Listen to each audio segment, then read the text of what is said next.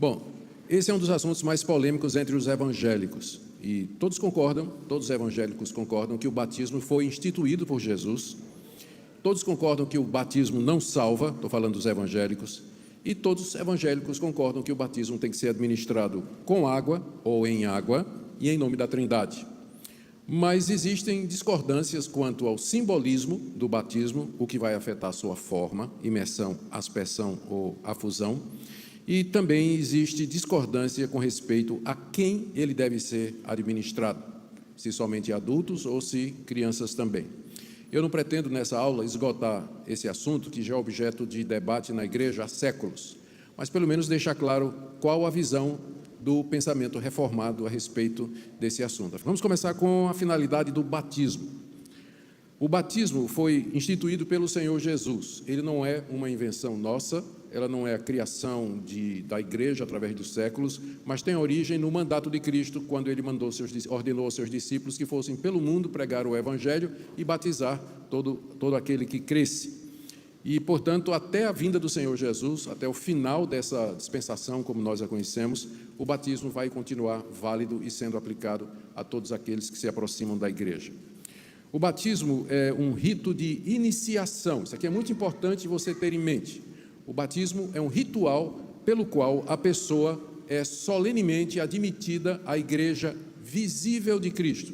Lembra a distinção que a gente faz em teologia entre a igreja visível e a igreja invisível. A igreja invisível é composta de todos os salvos que já morreram, estão vivos e que ainda vão nascer. E que é invisível exatamente porque os que já morreram eu não vejo e os que virão também eu não vejo. E os que eu estou vendo, eu não tenho certeza de quem é e quem não é de Cristo. Por isso que o nome é Igreja Invisível. Essa igreja invisível, ela se expressa em igrejas visíveis locais, como, por exemplo, essa igreja aqui. Ela é uma expressão visível da igreja invisível. Então, como é que qual o rito de iniciação, ou qual é o processo pelo qual uma pessoa entra numa igreja visível? A resposta é pelo batismo. No Antigo Testamento, só para já começar a fazer o paralelo, esse rito era a circuncisão. Para que alguém fosse parte do povo de Israel, ele tinha que ser circuncidado. Então, as crianças eram circuncidadas aos 8 dias. E se alguém adulto, um grego, um romano, quisesse participar da nação de Israel, ele tinha que ser circuncidado também. Então, a circuncisão era, no Antigo Testamento, o meio pelo qual alguém entrava no povo de Israel. E no Novo Testamento, a partir de Cristo, esse rito é o batismo. Pelo batismo, a pessoa se torna parte do povo de Deus. O batismo também funciona como selo da aliança que Deus tem para conosco. É uma maneira visível de alguém expressar que é um discípulo de Cristo. Deus tem uma aliança conosco em Cristo Jesus, e como toda aliança no Antigo Oriente e também nos dias de hoje, o símbolo dela é o batismo. Eu sou casado e o símbolo dessa minha aliança e o símbolo do meu casamento é essa aliança que eu carrego no dedo, e minha esposa também. Então, toda aliança traz um símbolo. Deus tem um símbolo conosco e o sinal dessa aliança é o batismo. O batismo, então, funciona como um símbolo daquilo que Deus faz para nos salvar e que todos nós recebemos como promessa. E aqui vem a questão do simbolismo. O batismo simboliza lavagem da culpa. Isso aqui são símbolos e significados que a gente encontra no Novo Testamento. O batismo significa, a figura do batismo, a lavagem dos nossos pecados, da impureza dos nossos pecados, o perdão desses pecados, a regeneração, a morte para o pecado, o ressurgimento para a vida. E funciona, isso aqui é um detalhe bom, o batismo funciona como uma marca da separação visível entre a igreja e o mundo. Então, o que é que me separa do mundo? Eu sou batizado em nome de Jesus Cristo, a quem eu professo ser o único Senhor e Salvador. O mundo não crê nisso, portanto não recebe essa marca. O batismo nos separa do mundo num certo sentido. Considerando o significado do batismo e suas finalidades, como eu disse acima, é evidente que a igreja deve praticar o batismo enquanto ela existir. Mateus 28, 19 a 20, Jesus disse: Ide, portanto, fazei discípulos de todas as nações, batizando-os em nome do Pai, do Filho e do Espírito Santo, e eis que estou convosco todos os dias até a consumação do século. Romanos capítulo 4, verso 11, o apóstolo Paulo, falando de Abraão, disse assim, que Abraão recebeu o sinal da circuncisão como selo da justiça da fé que teve quando ainda incircunciso. Paulo está se referindo lá a Gênesis 17, quando Deus instituiu a circuncisão como sendo o símbolo da aliança entre ele, Abraão, e os seus descendentes. E aí todos os homens da casa de Abraão foram circuncidados, todos eles, inclusive Abraão, já idoso, foi circuncidado. E quando Isaque nasceu, o filho da promessa, ele aos 8 dias foi circuncidado também. Em 1 Coríntios 12, 13, Paulo diz, em um só Espírito, todos nós fomos batizados em um corpo, quer judeus, quer gregos, quer escravos, quer livres. Gálatas 3, 27, todos quantos foram batizados em Cristo, de Cristo se revestiram. Tito, capítulo 3, verso 5, não por obras de justiça praticadas por nós, mas segundo a sua misericórdia, ele nos salvou mediante o lavar regenerador e renovador do Espírito Santo. É isso que o batismo significa, essa lavagem, essa regeneração que Deus opera naqueles que são seus. E no dia de Pentecostes, quando a multidão perguntou a Pedro o que é que devia fazer para ser salva, Pedro respondeu, Atos 2, 38, arrependei-vos e cada um de vós seja batizado em nome de Cristo para a remissão dos vossos pecados e recebereis o dom do Espírito Santo.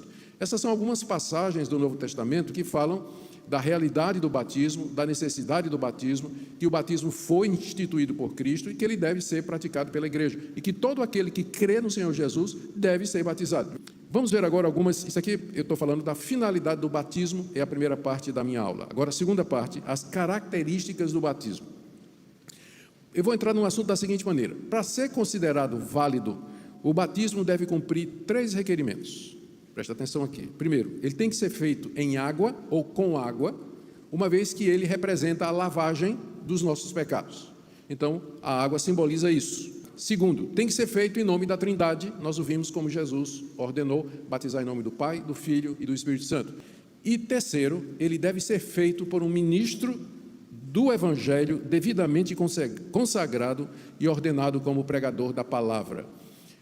Como o batismo, ele é o símbolo de que você pertence a uma igreja, determinada igreja, você se tornou membro daquela igreja, esse batismo para nós só é válido se a igreja é uma igreja cristã verdadeira. Se você se batizou numa seita, então não foi batizado por um ministro do verdadeiro evangelho. Por isso nós não aceitaríamos esse batismo. Porque o batismo, ele identifica você, ele liga você àquilo ali. Onde é que você foi batizado? Ah, foi batizado nas Testemunhas de Jeová, que todo mundo, com os mormons, que todos os evangélicos reconhecem como seitas. Então, a gente diz, esse batismo foi feito com água, foi feito em nome da Trindade, mas não numa igreja reconhecidamente evangélica. Então, ele não tem validade para nós, não tem.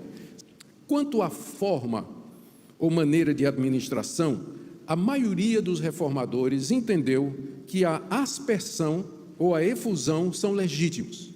Isso aqui é um dado histórico. Quando teve a Reforma Protestante, a grande maioria dos reformadores, Calvino, Zwinglio, Knox, Bucer, todos eles, o próprio Lutero, todos eles entenderam que o batismo é corretamente administrado por aspersão ou afusão. Aspersão é você derramar água sobre a cabeça.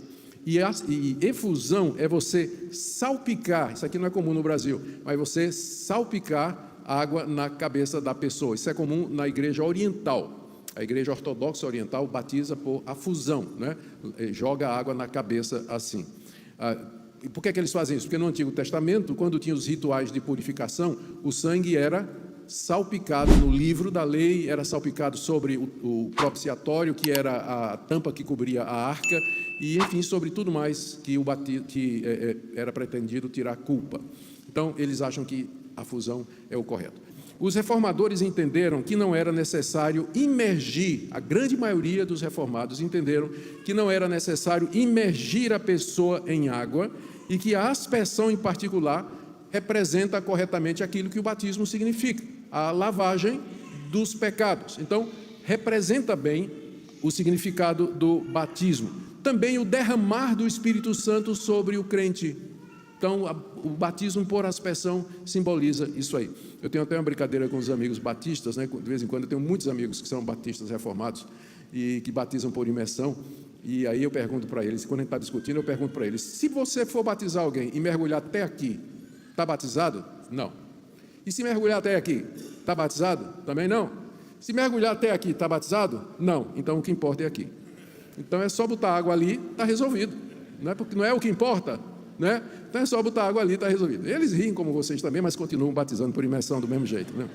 Agora, embora os reformadores praticassem exclusivamente a aspersão e a fusão, eles aceitaram o batismo por imersão como praticado por alguns reformados da época. Ou seja, é assim, nós batizamos por aspersão, e não batizamos por imersão. Mas se você foi batizado por imersão, para nós você foi batizado, não temos dificuldade com isso. Então, se você foi batizado por imersão, em nome do Pai, do Filho e do Espírito Santo, numa igreja bíblica, para nós seu batismo é válido. Por isso que nós não temos dificuldade nenhuma com os irmãos batistas reformados, ou os irmãos batistas em geral, né? Uma vez que o batismo nas igrejas batistas cumpre esses 3 requerimentos, como nós entendemos aqui. E por isso nós não rebatizamos quem foi batizado apenas porque foi batizado por imersão. Agora, nem sempre isso é verdade, o contrário, né? Muitas vezes os batistas, eles querem que nós que fomos batizados por aspersão, sejamos imergidos para poder ser aceitos. O argumento que eles usam é que a palavra batizar, vem da palavra grega bapto, é o verbo bapto ou o verbo baptizo, que na raiz tem a ideia de imergir. É verdade. Mas no Novo Testamento, nem sempre essa palavra, no contexto, ela significa imersão completa. Um exemplo, Jesus disse assim, que os fariseus, quando eles vão para a praça fazer compras, quando eles voltam, porque lá eles entraram em contato com gentios, gente impura, pecadores e publicanos, ficaram contaminados, eles não comem enquanto não batizarem camas, vasos, jarros. Então você percebe que a ideia não é de imersão, não imagina o fariseu imergindo a cama, né, para poder purificar. Mas a palavra baptizo ali significa simplesmente lavagem. Então nem sempre o verbo baptizo significa imergir, você tem que ler o contexto. Às vezes a palavra baptismos no grego é usada na carta aos Hebreus para se referir às purificações que eram feitas no Antigo Testamento. Só que todas as purificações que eram feitas no Antigo Testamento era ou por afusão ou por aspersão.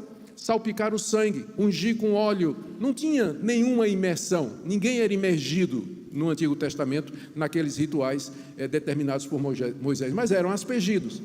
Algumas passagens bíblicas sugerem, não há nenhuma passagem bíblica que seja determinante para essa discussão. Você vai encontrar passagens bíblicas que dão a impressão de que foi por imersão, e você vai encontrar passagens bíblicas que dão a impressão de que foi por aspersão, a ponto de ter igrejas que praticam as duas, né? Imerge ou asperge de acordo com a preferência do freguês. Se o crente está chegando lá e diz, eu quero ser batizado, mas quero ser batizado por imersão, o pastor batiza. Ou então dizer, não, mas eu quero ser batizado por aspersão, o pastor batiza.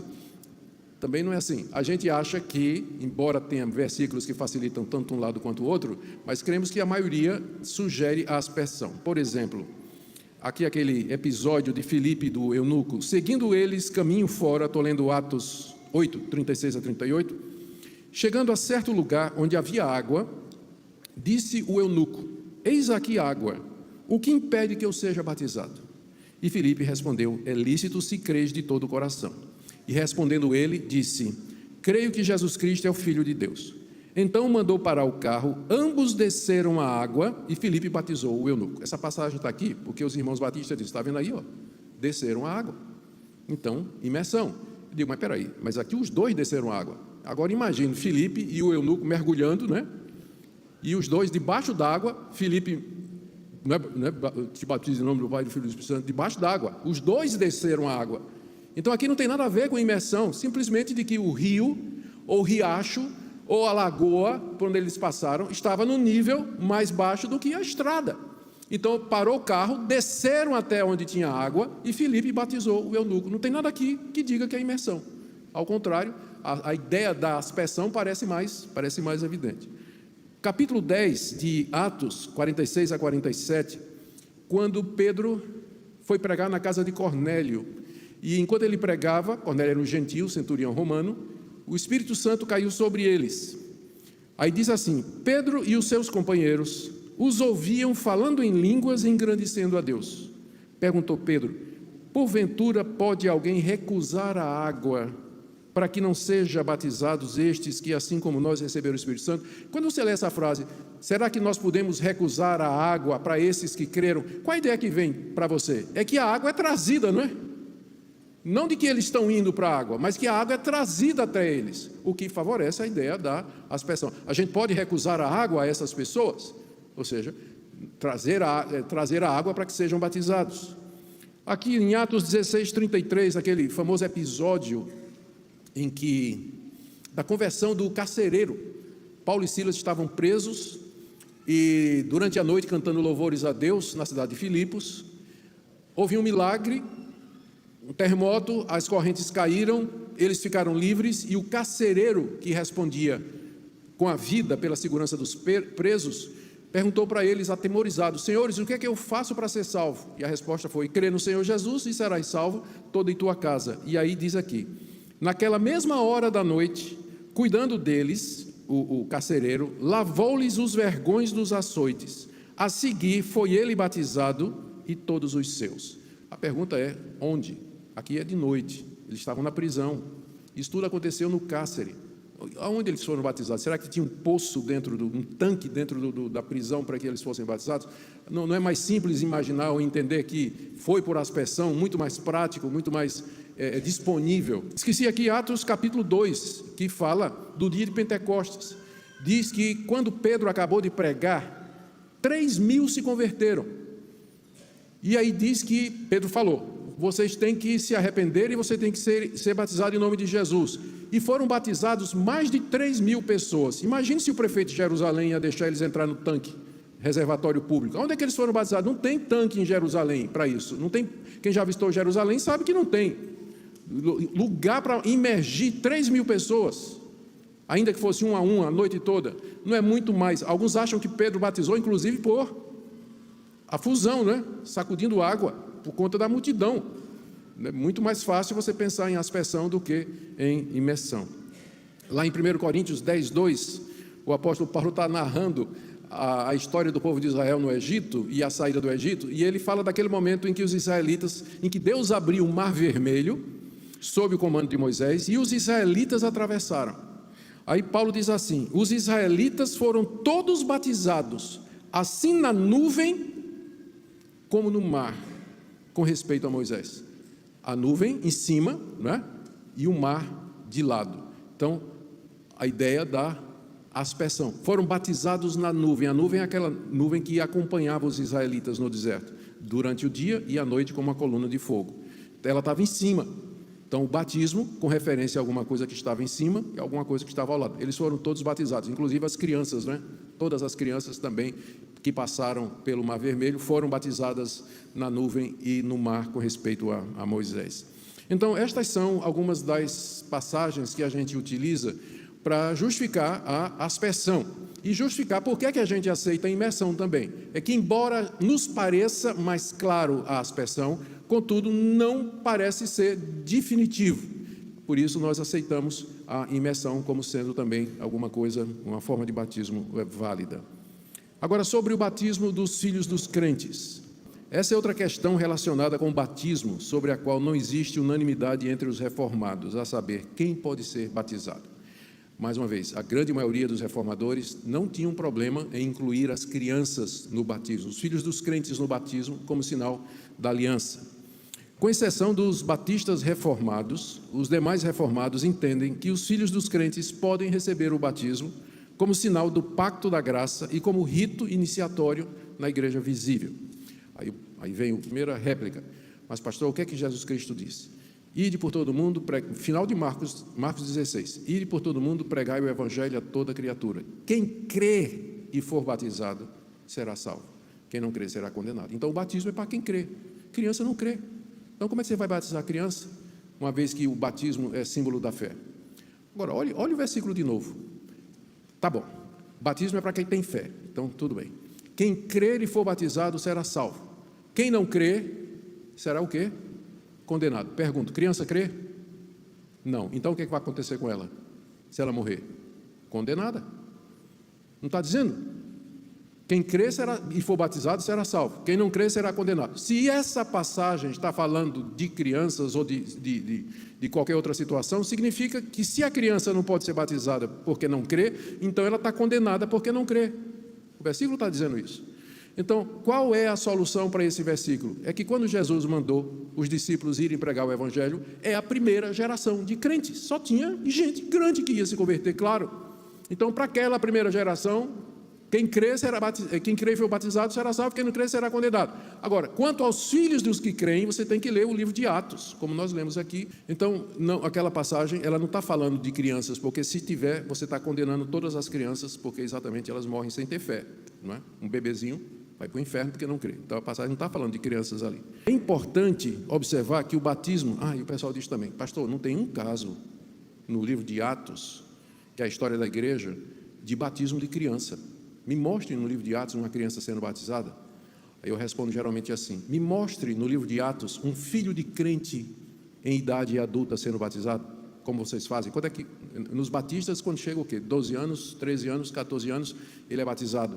Então, me mostre no livro de Atos um filho de crente aos 13 anos sendo batizado. Não tem também. O silêncio pode ser usado dos dois lados, né? Então, o argumento do silêncio é o pior argumento, especialmente quando ele corta dos dois lados.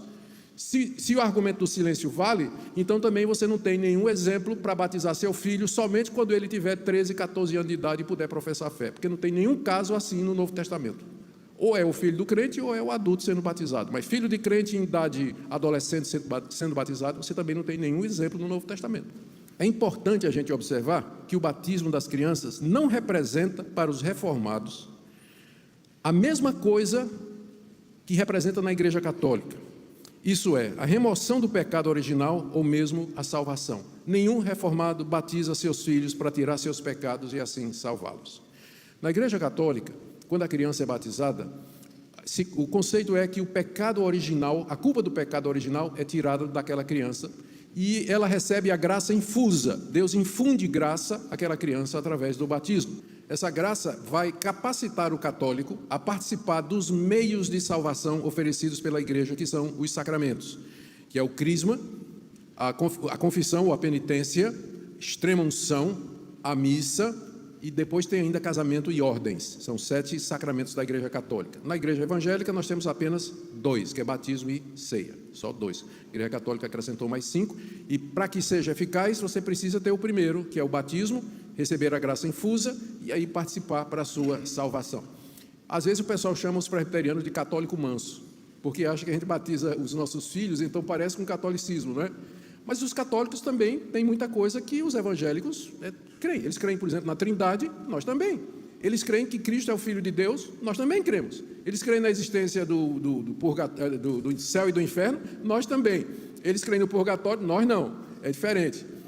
Mas tem muita... Só pelo fato da Igreja Católica fazer uma coisa, não quer dizer que ela está necessariamente errada. Agora, no caso, a intenção e o propósito são completamente diferentes. Na Igreja Reformada, nós batizamos os nossos filhos como sinal de que eles fazem parte da igreja visível.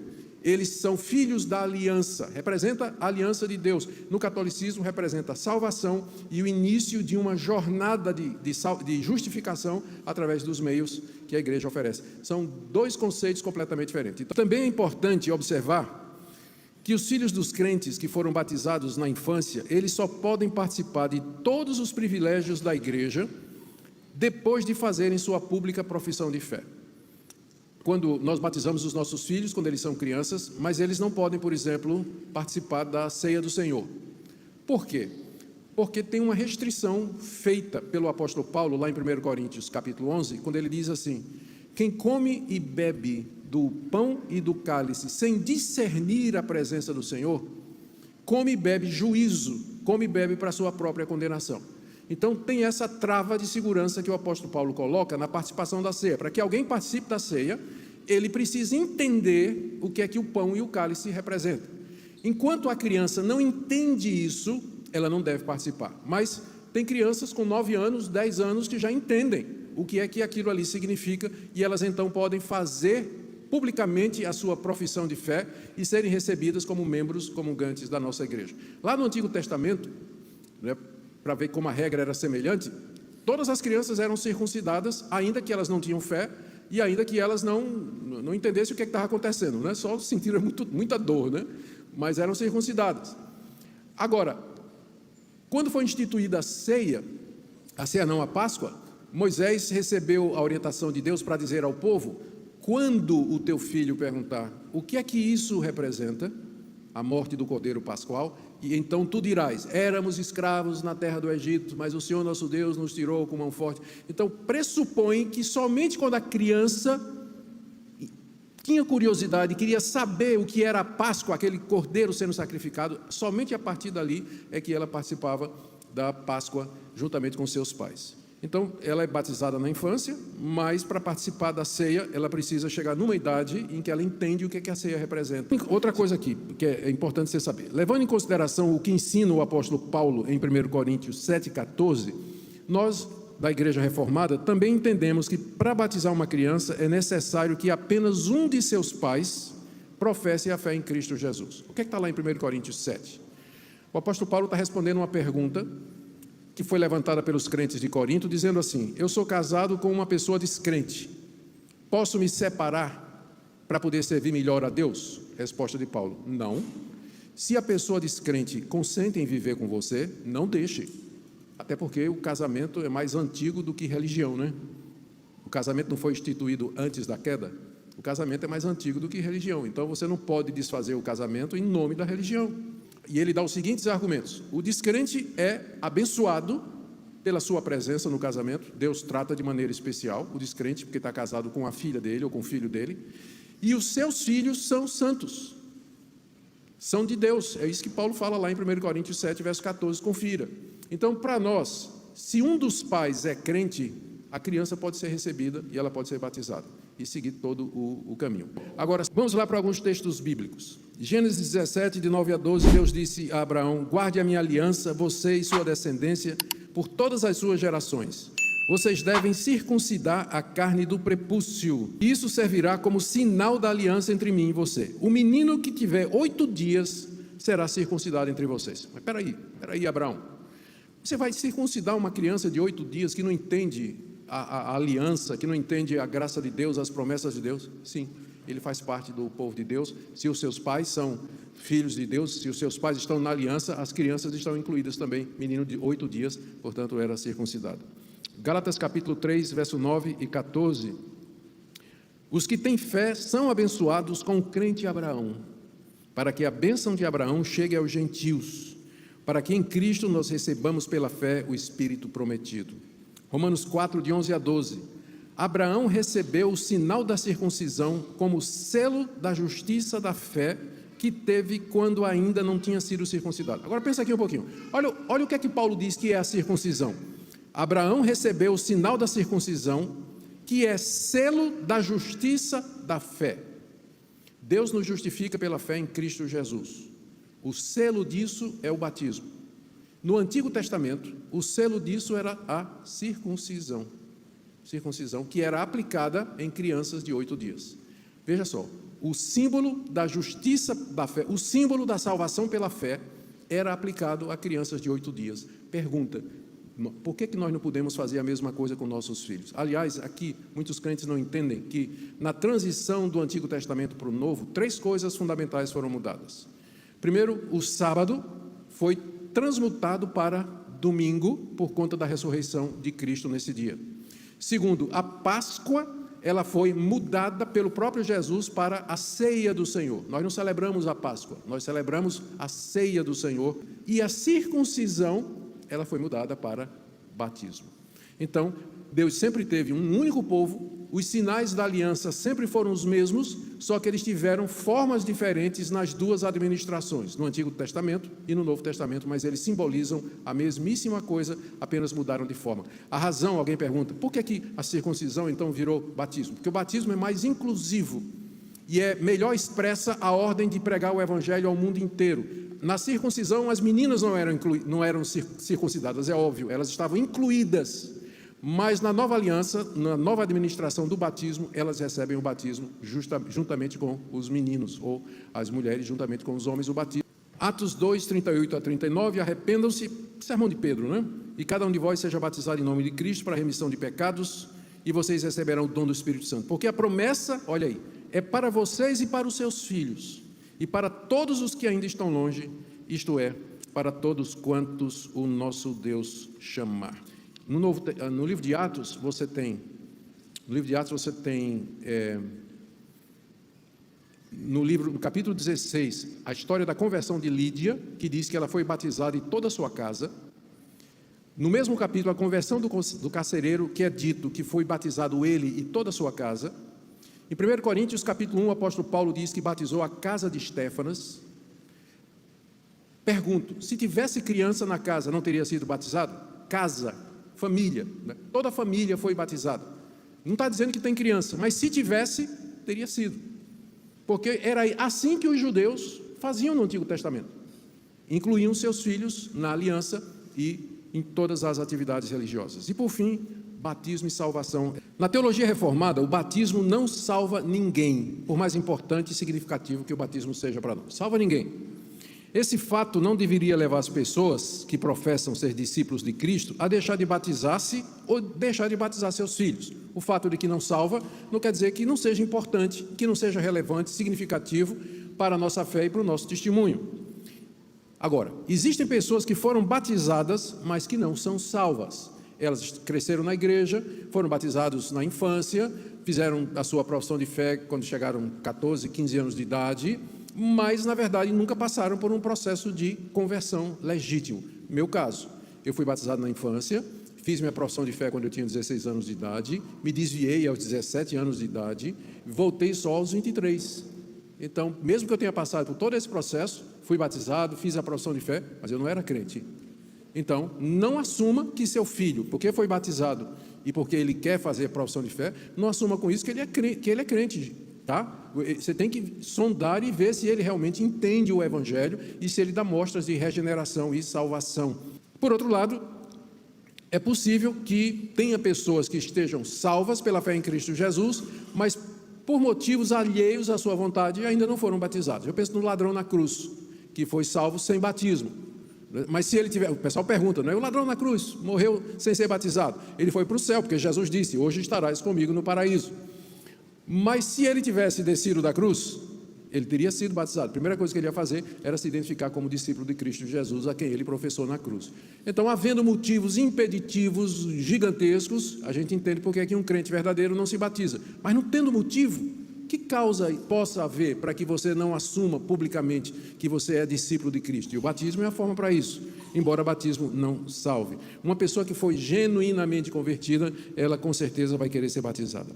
Assim, ainda que o batismo não seja necessário para a salvação, ele é usado por Deus para conferir graça à pessoa batizada. Essa graça se refere às influências do Espírito Santo na vida da pessoa, recebidas no batismo ou depois dele. Terceiro e último ponto aqui, alguém que já foi corretamente batizado não precisa ser batizado outra vez. Nós já vimos que os requerimentos do batismo são que seja água, trindade, ministro do Evangelho de uma igreja genuinamente evangélica. A questão da forma do batismo não é crucial para nós, portanto a gente não rebatiza evangélicos. Alguns reformados de convicção batista praticam isso, mas em alguns casos até mesmo os que vieram de outra denominação, ainda que batizados por imersão. Tem alguns batistas que rebatizam até gente que veio de outra denominação, mesmo que tenha sido por imersão. Agora, chegamos aqui num ponto polêmico, que é o último.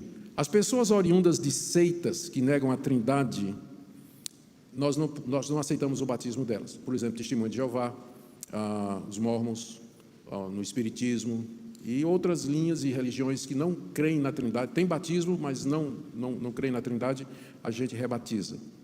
Ou outras igrejas que são claramente seitas, que se dizem cristãs, mas sustentam doutrinas contrárias à palavra de Deus. E aqui a grande questão é o catolicismo romano. Houve discussão entre os reformadores sobre o rebatismo de católicos. Alguns reformadores achavam que não precisava rebatizar católicos, porque era em nome do Pai, do Filho e do Espírito Santo, e era com água. E era a igreja cristã que veio durante séculos. Então, alguns não queriam rebatizar. Outros entenderam que era necessário rebatizar. À medida que o tempo progrediu, à medida que o movimento reformado foi avançando, ele então começa a ser mais exigente nesse ponto, uma vez que vai ficando, especialmente depois do Concílio de Trento, ficou claro que o catolicismo ele não aceitaria nada do que os reformadores disseram. Inclusive, lá um dos artigos de Trento diz: anátema, maldito, todo aquele que disser que a salvação é somente pela fé. Então, até o dia de hoje, nós estamos debaixo desse anátema da Igreja Católica, que não nos considera como irmãos, no máximo como irmãos separados depois do Concílio Vaticano II, mas é só conversa, porque na prática ela não revogou nenhum dos itens do Concílio de Trento, que foi o concílio que anatematizou os reformados, os protestantes e os evangélicos, dizendo que eles estão debaixo da condenação de Deus, porque dizem que a salvação é somente pela fé, como nós de fato dizemos. Então, para nós não é uma igreja irmã. Então, quem vem do catolicismo, nós rebatizamos, porque para nós é seita.